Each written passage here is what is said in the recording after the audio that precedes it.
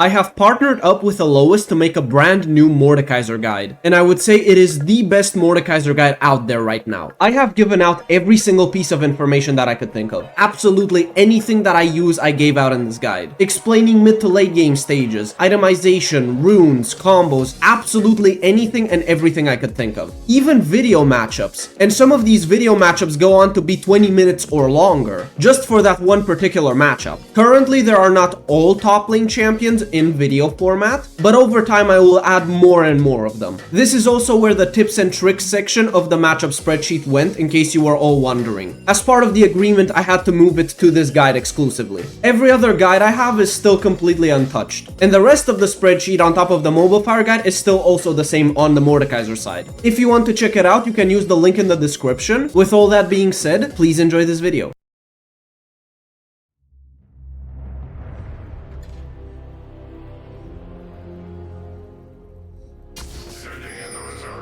This can actually be a tough matchup depending on what setup the Gwen takes. For example, she can run something like TP Ignite and then she has quite a lot of kill pressure. Or she can go even more aggressive with Flash Ignite and then it's gonna be even worse for you. Another thing that she can basically always do is dodge out of the way of your Q with her E. She can always dash in your face. The only way you are actually able to prevent this is if you take Transcendence and rush maybe Spear of Shojin. And then her E cooldown shouldn't be low enough to where she can use her E to dodge your second Q. She can also just kind of perma Q into E into W, and what that will do is make it to where you can't pull her because you have to get really close to her, simply due to that W zone, because it won't allow you to actually pull her. And as you approach her, she can auto attack you more, maybe ignite you, maybe even use an ultimate, and that might allow her to win the 1v1. Try to bully her early game as much as you can, and try to freeze on your side of the lane. There is a chance you can actually just ghost her down, but be careful, especially if she has ignite. If she doesn't have ignite, it is much easier for you. You can also look to rush Maw Memorious if you want to, or if not the full Maw, you can go for Hex Drinker, and then you can sit on that item component, and afterwards go for a Stride Breaker or maybe even a Spear of Shojin if you feel like it. In the super late game, she becomes a complete menace. Even in the mid game, she will be rather strong, but you can 1v1 her, especially if you have something like Maw of Memorious with Spear of Shojin, or Maw with Stride Breaker. If you want to, you can even go Titanic Hydra, and then do a quick combo of Auto W Titanic Hydra into Q, which will allow you to get 4 stacks. And then the following auto attack after the Q will net you the 5 stacks, and that might allow you to win the 1v1 more reliably.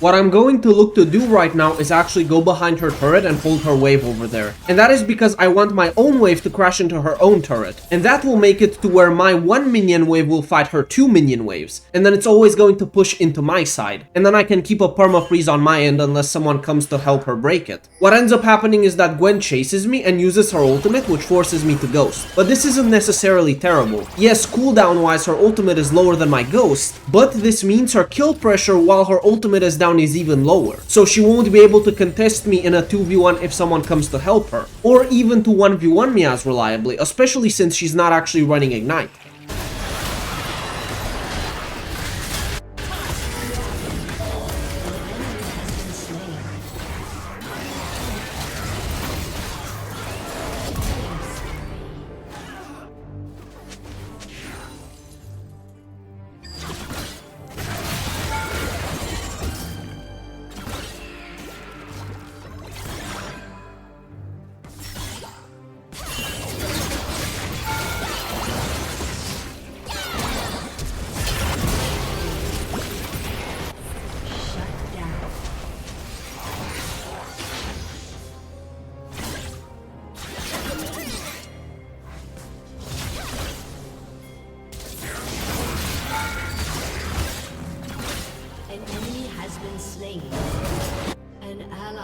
been slain. Always try to get something when you're proxying like this. Either get a free recall or maybe some vision down, maybe denying the enemy jungler from getting into their own topside jungle in this case, or maybe even stealing a jungle camp.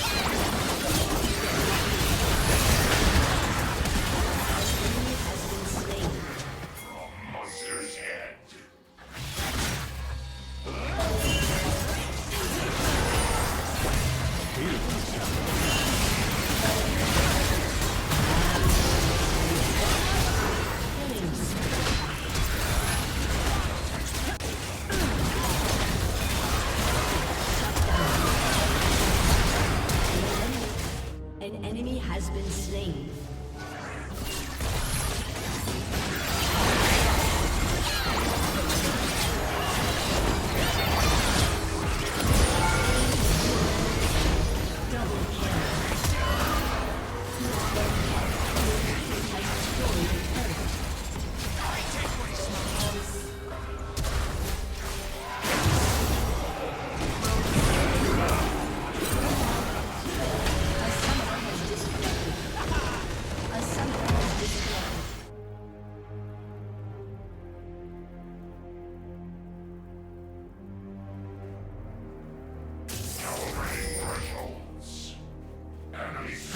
I did not expect him to sit in that brush. The moment I saw him exit the brush, I should have approached it differently. And that I could have actually burned his flash or even gotten a kill with this ghost. Instead, I just kind of wasted, and that's on me. Personally, I don't like to play this matchup. And this is simply because the later the game goes, the worse it gets. And even in the early game, you might not find kill angles if he just plays safe. All he has to do is perma farm with Q and you're never killing him. If you ghost in after 6, he can just press ult and almost match the speed. And anytime you run straight at him, he can tag you with a Q, and then he can just walk away. Or maybe he just takes ghost teleport, and then anytime you ghost, he ghosts. You also basically always need heal cut into him, because otherwise his ultimate will heal a lot and even his W. What you can try to do is bounce the wave to your side, either on the 3rd or 4th wave, and maybe try to hold a perma freeze then. But the issue is that he can still farm with Q. Once he gets to 2 items, he's completely immortal. You basically can't kill him unless you literally chase him down for 60 seconds straight. And even then, he might win the 1v1, simply because in those 60 seconds you're gonna die before he does. If you want to side lane against them later on, you unironically need Blade of the Ruin King. If not, it's better to stick to team fighting, because without that Bork Shred you will literally never ever kill him. All you can look to do is push out the waves to his turret and then look to rotate to the fights. And in team fights, you can actually use him to get 5 stacks quickly, and then maybe flash on the backline and one-shot them. And maybe you take something like Stridebreaker into Spear of Shojin. I wanted to try to perma-freeze on my side of the lane up until Nidalee sat in a brush and ganked me. And then I kind of got mad and switched up my game plan. What I decided to do after that is essentially perma-proxy. And the reason I would perma-proxy is to try to get an advantage that way. I could look to recall and spend my gold and he would still be stuck under turret. Or I could put some vision in the enemy jungle. Or even steal jungle camps. Obviously that means Mundo would get to farm, but at least I can get some kind of other advantage. Though if I'm not careful, he can actually run me down if he pokes me enough with Q.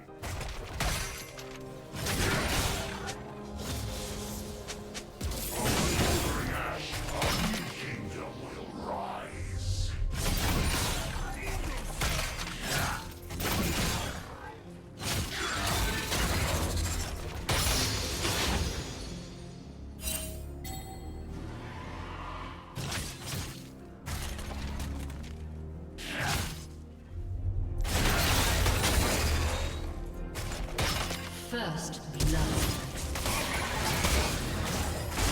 Darius has been slain.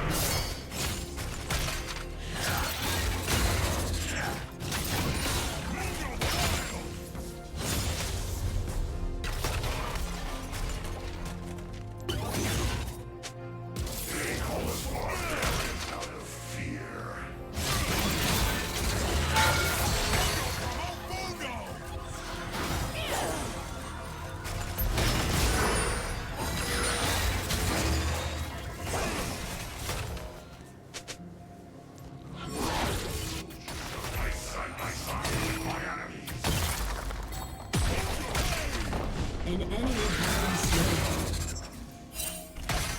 slain.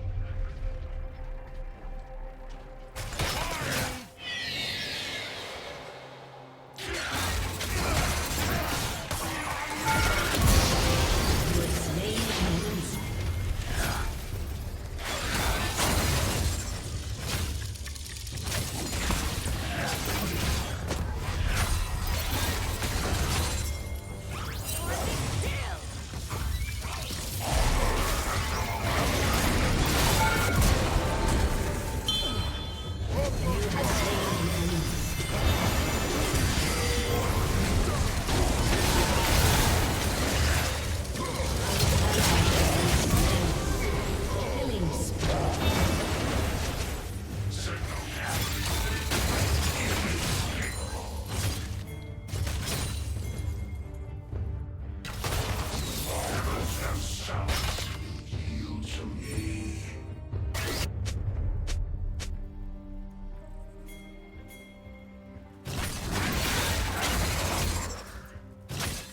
Rampage.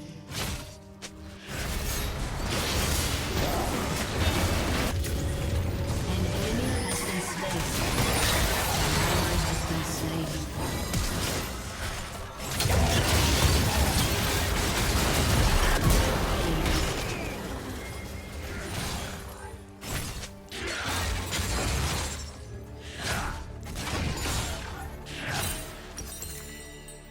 An enemy has been slain. Dominating.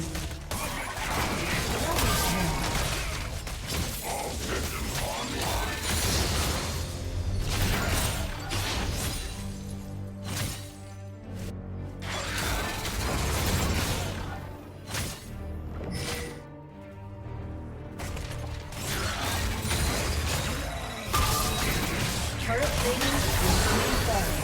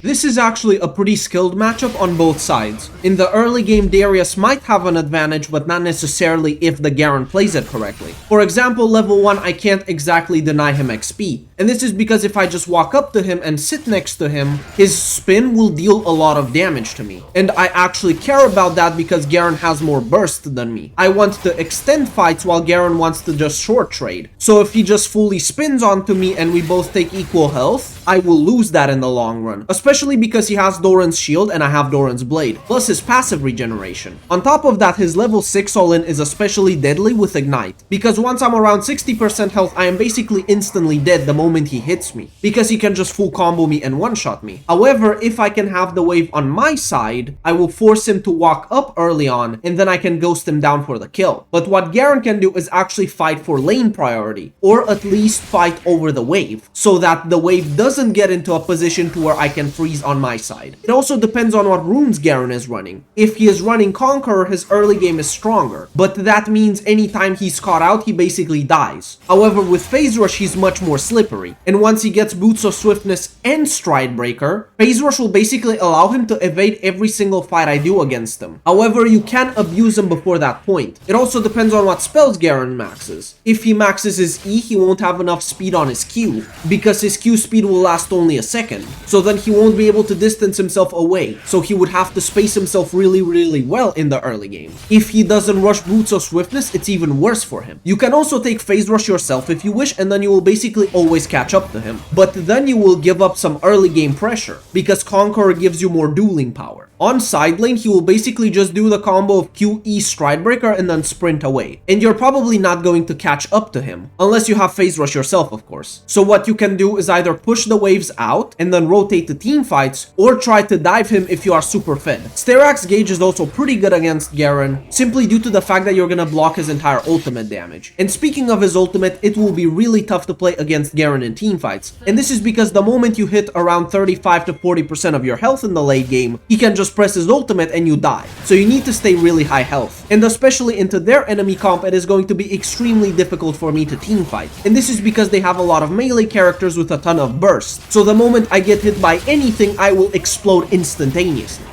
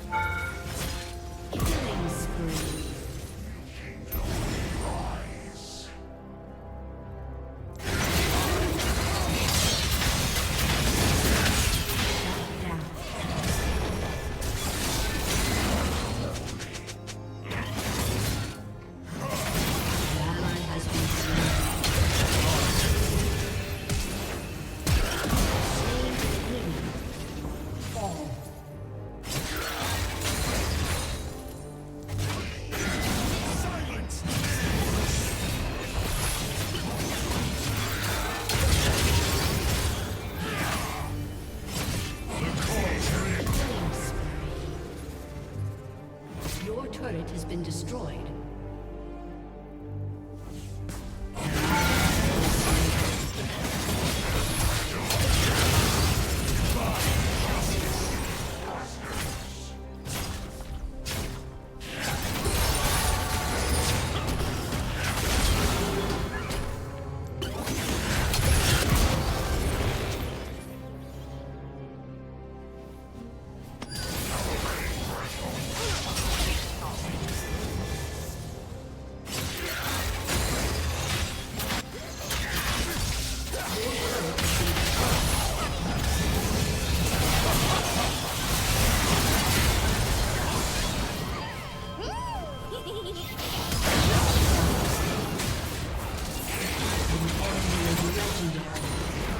Shut down.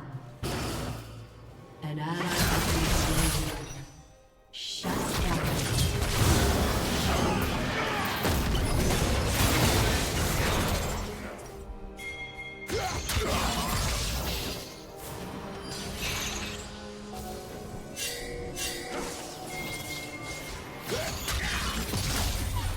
Return to your master.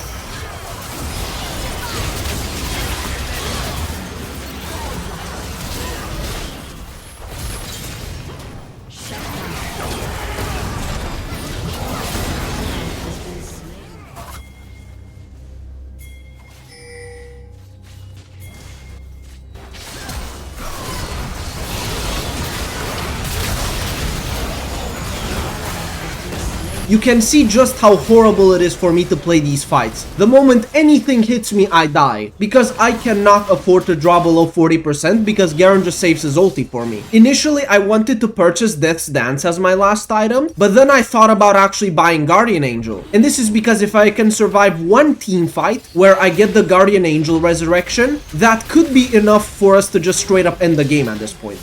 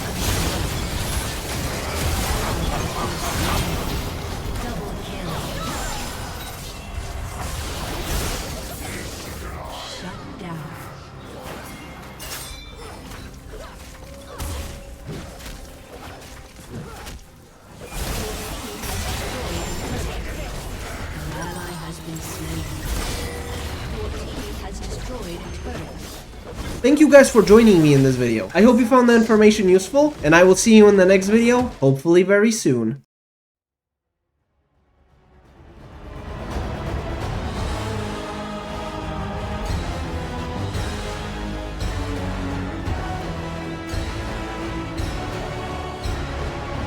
Night is falling on the old world. You won't live to see the new one.